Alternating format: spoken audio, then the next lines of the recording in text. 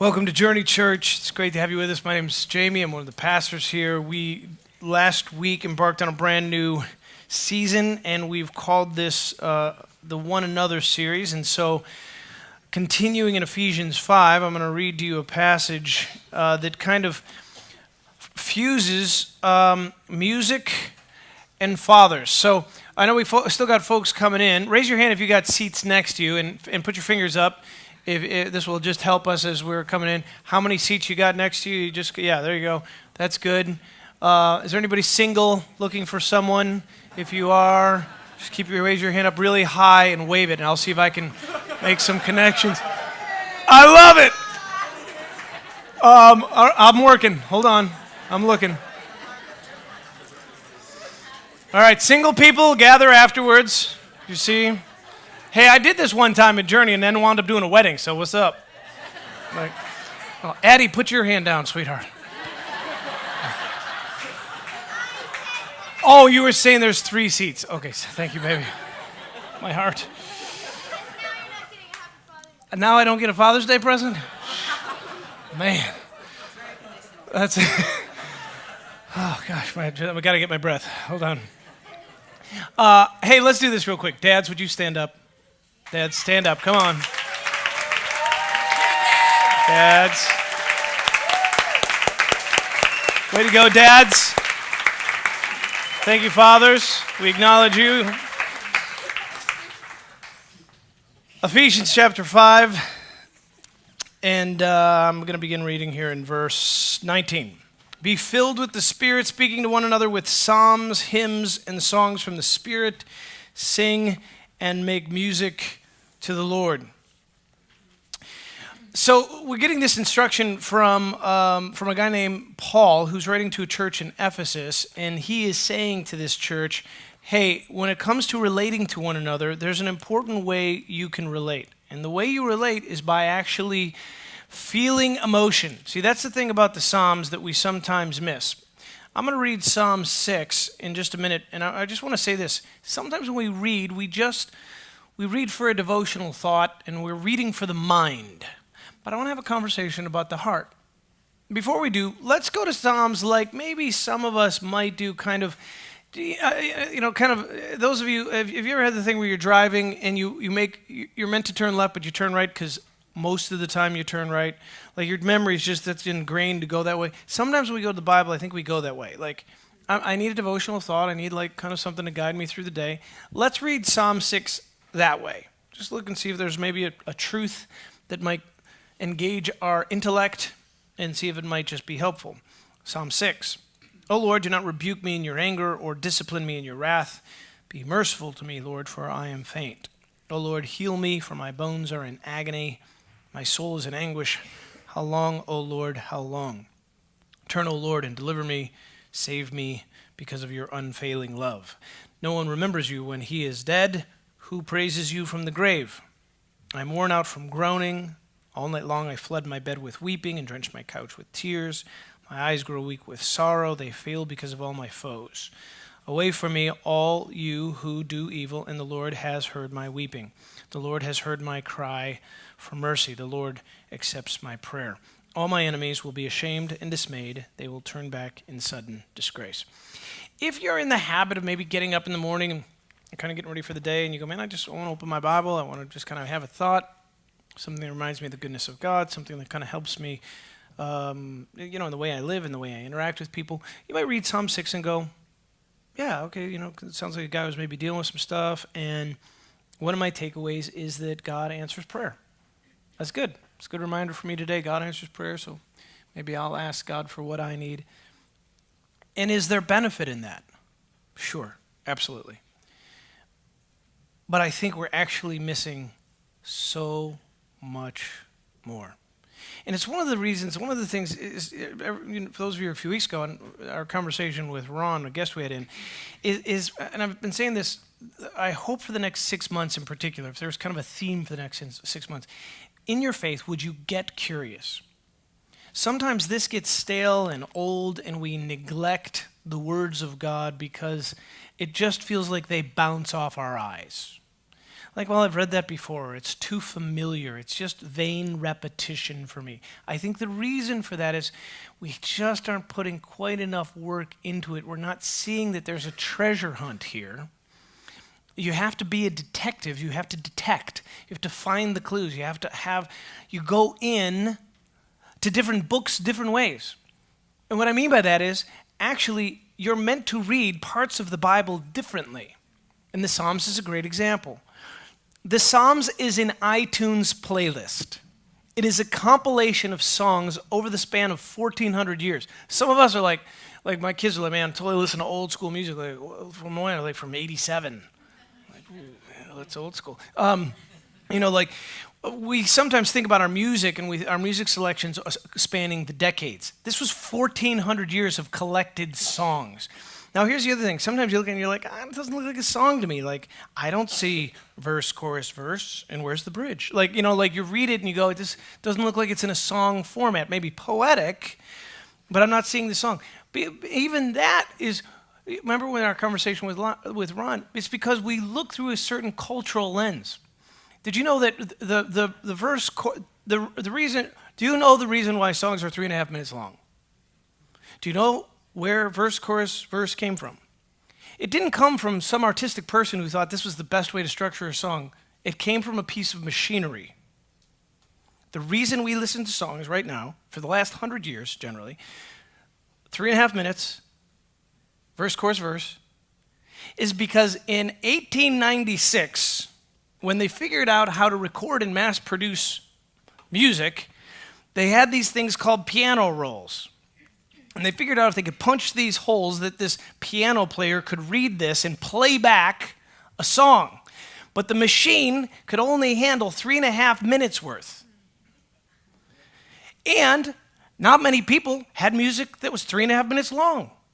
So they were like, well, we can record music for the first time. So the recording industry in 1896, which was a machine with paper, was like, does anybody out there, because you got Mozart and people listening to all this, is there anybody who has songs 3.5 minutes long? The hillbillies in Tennessee have folk songs that are about that long. Oh, good, let's record them. So now you got people like upscale people like in Philadelphia. That are listening to hillbilly songs. It's like, woo! You have like the Wild West, hillbilly songs, all this stuff like the turn of the century is like super romantic. Why? Because a piece of machinery could only record a song for 3.5 minutes. And these people happen to have songs that fit. And then part of the machinery process was you had to be able to identify where there was a shift and change. So they were like, hey, could you hone in on like, do the verse here? Because we're going to know where the verse ends and there's a chorus. So do like verse, chorus, verse. Okay. And then occasionally you get a piece of paper that's a little long. They're like, we got some dead time. Could you do the chorus again? And musicians be like, okay, maybe do like an octave change. Okay, great. This is how our strong song structure happened. So we've been thinking of music the same way for 120 years because of technology. Now, there's a perfect example of how our cultural experience, and technology in particular, has shaped the way we understand the world, in this case, the way we understand music. By the way, this could be a fun conversation if you're with someone who's really artistic and they're like, man, don't mess with my art. It's got to be like 3.5. You're like, did you know that came from technology? It's an interesting frame of reference. When you come and visit the Psalms, come and visit it as a songbook. You're coming to a hymnal.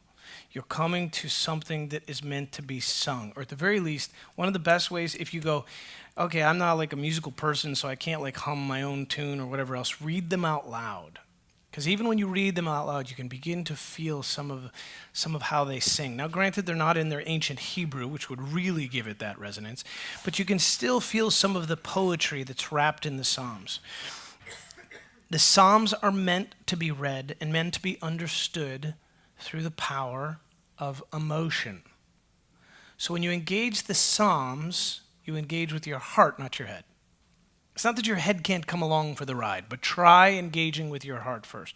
Let me give you an example of a modern day poet who's written a song, and see if you feel anything in these lyrics when he writes. This is what I'm saying. Lyrics are meant to make you feel something, and kind of they're They're reminding you that there's something else going on. See if you feel this at all. I'm going to pick up halfway through the song. This is a modern day poet. He wrote these lyrics. How will I know him?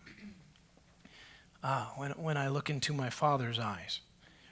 My Father's eyes. When I look in my Father's eyes. My Father's eyes. Then the light begins to shine, and I hear those ancient lullabies. And as I watch this seedling grow, feel my heart start to overflow. Where do I find the words to say? How do I teach him? What do we play? Bit by bit, I've realized that's when I need them. That's when I need my Father's eyes. My Father's eyes. That's when I need my Father's eyes. My Father's eyes. When you hear that lyric, can you tell there's something going on? Can you tell that writer was going through something? He just had a son. Interestingly enough, he writes an incredibly sad song years later because his son dies a tragic death. But he'd had a son, and he's feeling what it's like to be in the confusion of being a father. And he's saying, what do I do? How do I play? What am I going to say? And he realizes, I'm remembering that look in my father's face. I remember the way my father looked at me. I remember the lullabies he sang. There's a story here. And even that one lyric, look into my Father's eyes. What do we know about eyes? The eyes are the window to the soul. When you look into someone's eyes, there's something more to be seen. If you just feel there's something in just that one lyric, if you'll feel it. This is the power of poetry. This is the power of music. This is the power of songwriting. When Paul says to the church in Ephesus, sing to another in psalms and spiritual songs, do you know what the instruction is? He's saying, I need you to be vulnerable with one another. I need you to sing to one another. I need you to feel with one another. This can't be just an exchange of knowledge. Your heart has to be engaged. And somewhere along the way, I just think some of us were given the impression that the only reason we go read our Bibles is to sharpen our theological accuracy or to develop an apologetic to defend our faith or to gain some moral tool that will make us more obedient to God. And while those things are important, the Bible is so much more. The Psalms show us that there is emotion to be expressed and experienced. Not only is it something that you can go receive from, but it's something being modeled for us. No one listens to Eric Clapton sing My Father's Eyes and goes, like I need to listen to that like an audiobook to brush up on my knowledge of parenting. Like you don't go, I need to read the lyrics of this song as a 3-step guide to parent my son more effectively. That's not why you go to art. It's not a formula. You go to be inspired. You go to feel something and know something. And in this case with Eric Clapton, you listen to the music because you believe him. You can tell he's giving you his heart. He's giving it to you. We had friends that we've been serving in D.C. and they work with the Red Campaign, the One Campaign. And friend Tim and I were with this guy a month or so ago, and he was like, hey, by the way, we're helping make the U2 concert happen in Louisville. He goes, you want to come see U2 and we'll just get you tickets? To which I was like, yeah, sure. We could I can organize, I'll just change my schedule. Sure, we'll be there. So after swallowing our food, so Tim and I went. We were there this weekend, and for those of you who've seen U2, and the stories kind of are endless, but the live concert is transcendent, and it's the first time I'd seen him, and it truly is. But there's a moment where Bono, the part of the concert was just the Joshua Tree, sing the album straight through. And there's a moment at the end where they kind of broke before they came back and did another set, but he stopped and he goes, these are your songs now.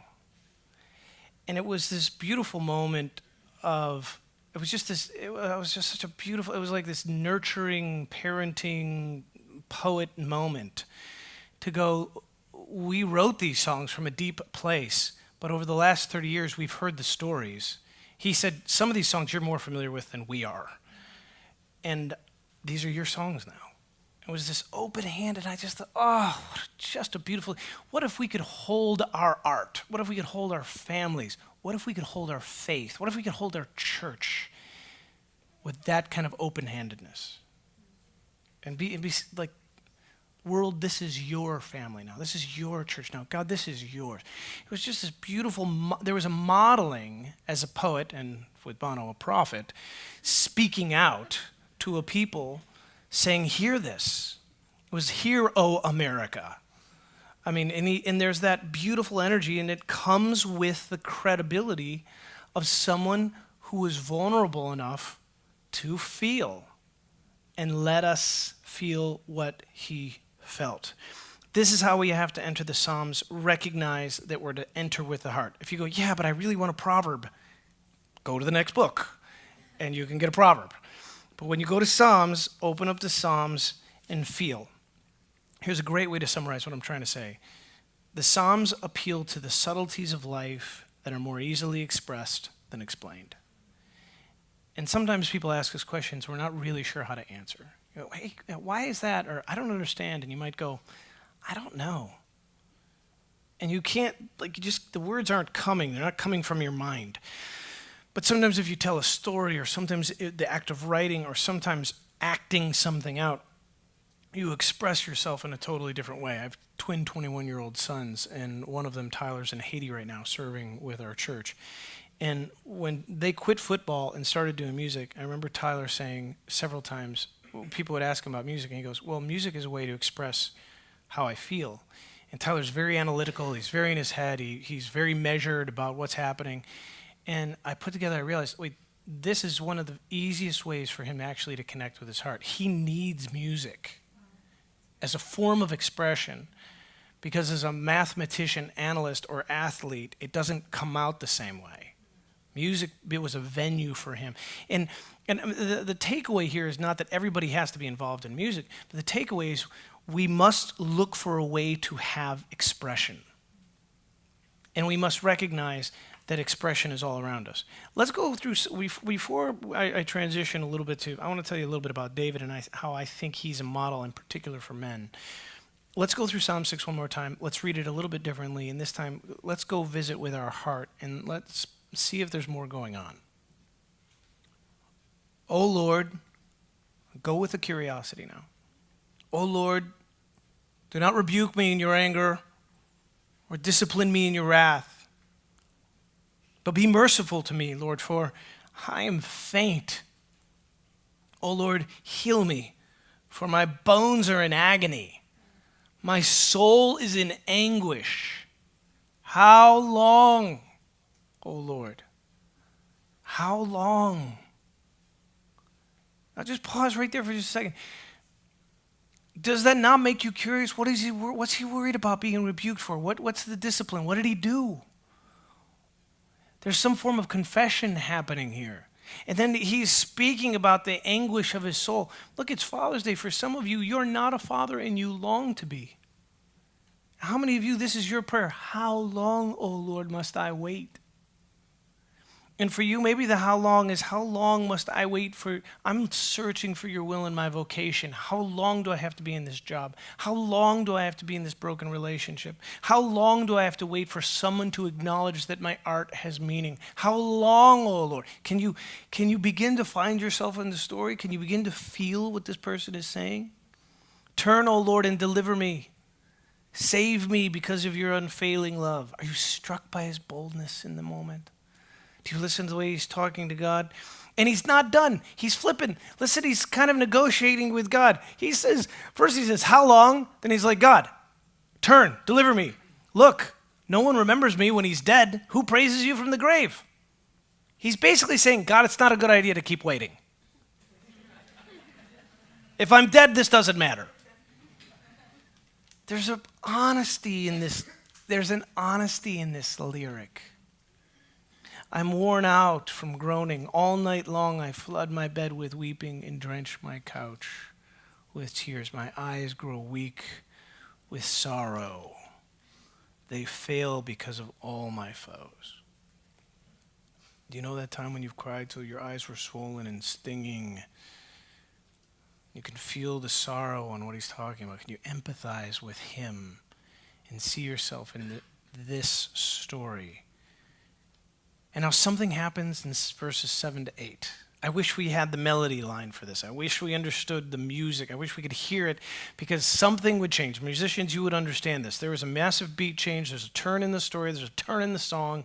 Something changes right here. Something happened in his experience with God, because everything changes in the lyric. And he goes, you can almost kind of see him rising up, lifting himself from wherever he's sitting. Perhaps he even stands. And if he's singing this out in front of everybody, you can just feel the rhythm and the energy and the music change. And he says, away from me, all you who do evil, for the Lord has heard my weeping. The Lord has heard my cry for mercy. The Lord accepts my prayer. All my enemies will be ashamed and dismayed. They will turn back in sudden disgrace. He has found security in God. And this is, one of my hopes is to keep bringing us back out of curiosity to this wonderful book. This God who's written his diary for us in this anthology of stories, that we would find something beautiful here. And when we read it, not get tripped up in kind of the ancient language, but just see that he's just writing from his perspective. David was a soldier. So when he's talking about like wrath of God and enemies and foes being burned, and he's a soldier. He's speaking with soldier language. He goes on in Psalm chapter 7. I'll skip, we don't have time. I'll skip through all the way down to chapter 10. But imagine if he was a soldier writing this today. Imagine he lays his gun to the side, he takes his helmet off, he's got a little piece of pencil, he's sitting out in the desert in Iraq, and he takes his pencil, and he's in prayer with God, and he says, my shield is God Most High.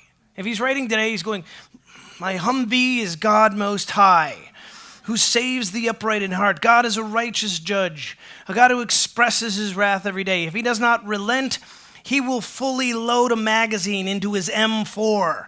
He will bend and string the bow. He will send his AC-130 to rain down bullets upon the enemy. He has prepared his deadly weapons. He makes ready his flaming arrows. I mean, that's how he's praying as a warrior. He who is pregnant with evil and conceives trouble gives birth to disillusionment. And you kind of can feel like this righteous indignation. He's a sense of justice. He who digs a hole and scoops it out, trying to capture me, trying to get me to fall into it, well, it's a pit for himself. He falls into his own pit that he's made. The trouble he causes recoils on himself. His violence comes down on his own head. And then I love this at the end. And I will give thanks to the Lord because of his righteousness, and I will sing praise to the name of the Lord Most High. Like, as a soldier. Like, yeah, come on. I love you, God. And there is with David, and I want to point this out, there is with David this beautiful kind of both and. I'm going to use some imagery. It's a little graphic, but I'm going to use it because I want to drive home this point. David was a warrior. So in countless battles, hand-to-hand combat, he's slitting throats, he's breaking people's necks, he's plunging his sword underneath a rib cage, deep into people's hearts. He's a man who would have been stained with blood. Like if you went to shake hands with him, you would have looked at his hand and saw crusty blood under his fingernails. The lines in his hand would have been stained. This was a man, there was actually a top 40 hit about him in Jerusalem at the time that said that David killed 10,000 enemy soldiers. They would sing this on the streets. It was super popular. As a matter of fact, King Saul, he hadn't had a hit, so he was jealous. And so he wanted to kill David because he hadn't had a hit yet. And but King Saul is totally jealous of David, and he's like, well, they're not singing the same songs about me. And so at one point, he literally pulls David in, and he's like, hey, you want my daughter's hand in marriage? And David's like, he's like, well, I think let's do a little thing. How about you go kill 100 soldiers, and I'll give you my daughter's hand. Kill 100 soldiers. David was like, all right. And in Saul's mind, it's like, this is a way to do with them. 1 on 100, my odds are pretty good. David's going to die. And David's like, all right, well, what do you want for proof? He's like, bring back 100 foreskins. Now, if you're not sure what a foreskin is, let's just say it's not something you easily pick up on Amazon. All right. And so David went out, or Whole Foods. David went out and... sorry, it's the third service. Do you know, by the way, if you're like, that guy's kind of crass, come to an early service. I'm so much better. I promise you. Okay, anyway. She goes, that's why we come to the third. Thank you. That's fantastic. So David went above and beyond, and he didn't just bring back 100, he brought 200. He's an extra mile kind of guy. And I'm trying to bring this up, actually, to say to you, do you see this guy's hands, most of the early part of his life, his hands were just stained with blood. I want you to have that imagery, because you go, well, because sometimes like our stereotypes of masculinity are this warrior guy. Okay, good, apply that for just a second. He is that warrior guy. But I want to say something about his early life and about his later life, and even in the in-between. This was a guy who, as a teenager, sat outside in the summer heat and the winter cold, often by himself, and cared for sheep. And his nurturing was being developed even as a child. So yes, this man was a warrior who knew how to defend himself. He knew how to take a life. He did what had to be done for the sake of God and country. But he also knew what it was like to be nurturing, to be responsible for the welfare of something and someone else. He was not just a shepherd of the sheep, but he was taking care of the family business. He was a young man who had to be responsible and bear the weight of nurturing. And it shaped who he was. And there was a lot of time where he was lonely. What did he do with his downtime? He took advantage of it. He picked up a guitar and he started writing songs. And he wrote songs about God's creation.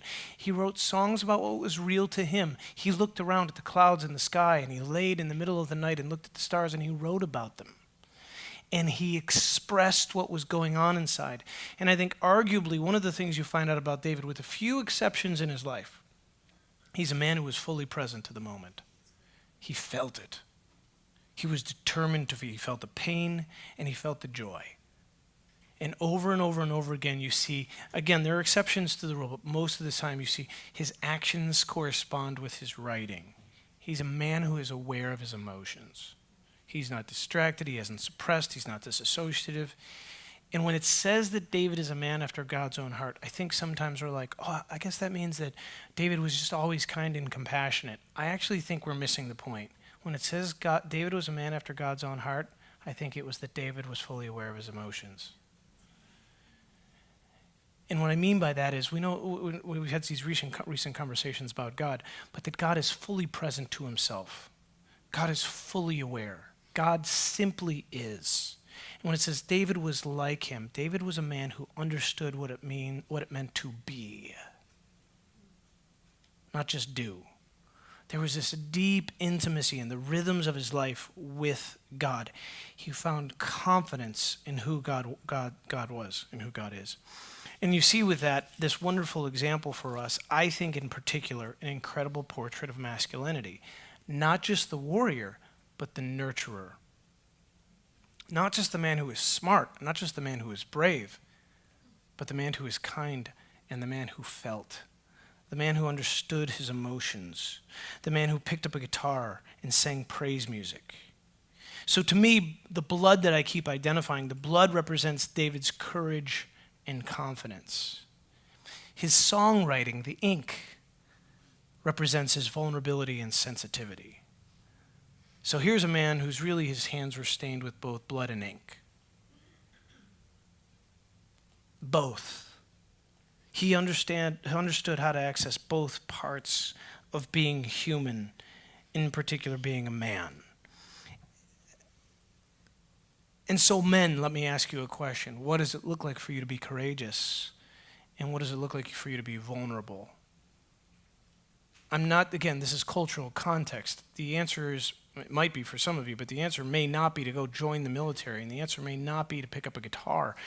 But what is it for you that looks like courage, and what is it for you that looks like vulnerability? For some of you, simply getting a job is the act of courage. It's the possibility. You go, well, I'm good at the vulnerability thing, and I want to express my art, but I'm having trouble doing the courageous thing, which means maybe I have to get a job while I'm doing that.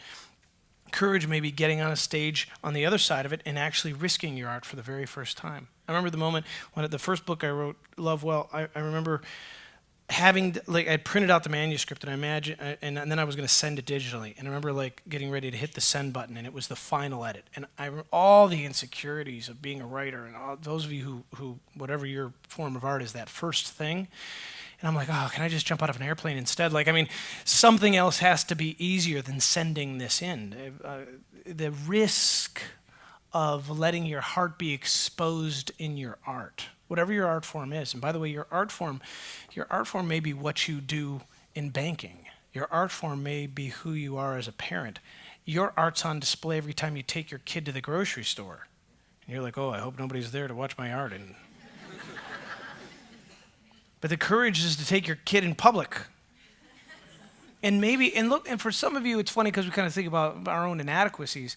But for some of you, there's some real challenges in parenting related to the physiological makeup of your child. And it really is courageous because there is this, well, what are people's perceptions and those things? And your act of courage is to walk out publicly. And I'm telling you, that's an act of courage. Hear that. If you just feel like, oh, I'm just kind of doing my thing, or this is what you do as a parent. No, it's courageous and it's beautiful. And in order to do it, you have to feel something. You know what you're feeling? You're having to feel through your fear. People's approval. So to step out, to go make another sales call when you don't want to stand up to someone who's manipulated you most of your life. For those of you who deal with addiction, to just live present to today and not give any attention to tomorrow. That's courage. And those of you who battled addiction, you know what I'm talking about. Like, today's your day of courage. You got up. You showed up here. You didn't give in to the thing that wanted to devour you. You're courageous. And you're feeling. You're not distracted from it. You're owning it. You're in it. And so whatever that thing is for you, to bring yourself to show up with both courage and vulnerability. And I'm telling you, that blood and ink, it goes hand in hand. It's both. Because to be vulnerable, men in particular, it takes courage. But I'm telling you, if there's some lie you bought in from our cultural context that to be vulnerable is to not be strong, then I hope you see exemplified in the life of David. It certainly shows up in the life of Jesus. I hope you see exemplified here that actually being vulnerable is the courageous thing. To actually feel a feeling, to speak it out, to find some form of expression is the courageous. Yes, it's vulnerable, but it's the courageous thing. And I want to say to all of us, anybody here that just has trouble with expression, find a way to express. Because if you don't, you're just going to go through life absent connection. Connection with God and connection with people, because it will just get locked up. And every time you confess, you speak it out, every time you express, you're letting go of something, and you're trusting the God who is the Lion of Judah and the Lamb that was slain. Would you pray with me?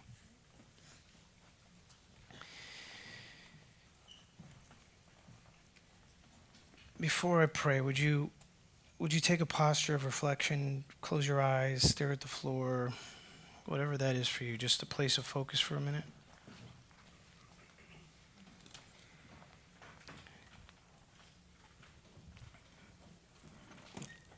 Before we leave this moment, on a day when we do think about fatherhood, maybe it's a dad, maybe it's a son, maybe there's a relationship, but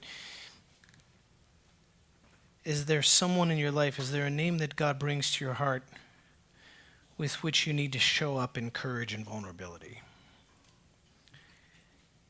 And maybe it feels risky to express how you feel to this person. But on a day like today, would we listen to the admonishment of Paul to feel with one another, and the example of David?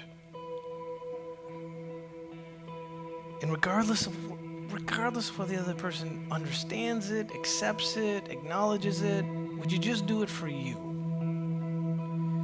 Would there be a person with whom you would express something deep and meaningful? It might be as simple as, I love you, Dad.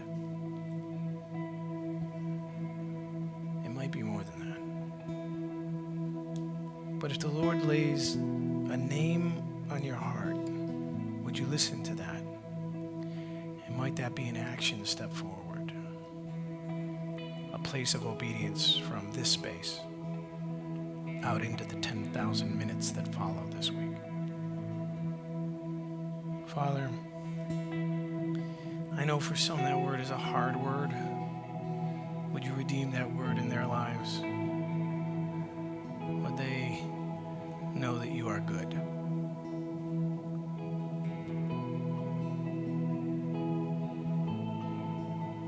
Thank you for the way you have modeled for us what it means to be vulnerable, to place yourself in human skin, come as a baby, absorb the rejection of our kind, and love us anyway. Thank you for modeling grace, mercy, compassion, and love. Empower us to love as you have loved us. Give us strength, courage, and make us vulnerable enough to open ourselves to feel. Thank you for these songs and these musicians guiding us through these songs and these moments. This moment that follows, here we are, your people, obedient. Right now, we're going to sing to one another in psalms